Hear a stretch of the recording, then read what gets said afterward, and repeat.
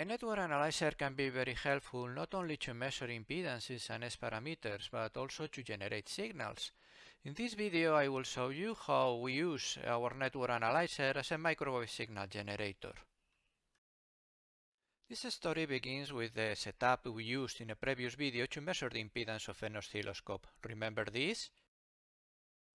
This configuration allows you to generate chirps, a kind of signal that is well known by people working on radars. But now we will tell our network analyzer that we are interested in just one frequency. How to do it? Let us first go to the stimulus menu and select Power.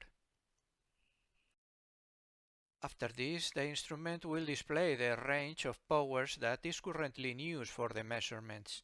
By default, the output power of our generator is 10 dBm, which is 10 milliwatts. This is the maximum power our instrument can provide. Now we come back again to the stimulus menu and choose Trigger menu. Then we press Manual Trigger on Point, and it's done.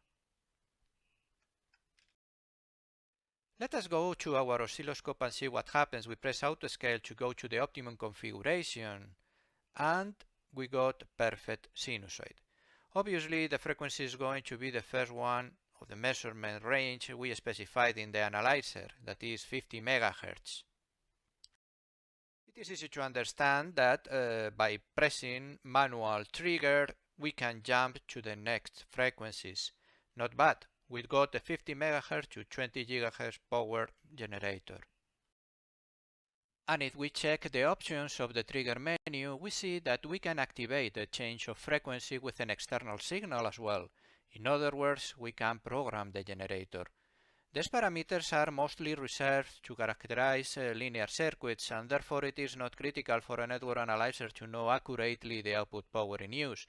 You measure these parameters for a given test power, and the result you obtain will ideally be independent on the power intensity you have used in your measurements. If you are interested in knowing accurately this power, you will need to calibrate the analyzer with a power meter.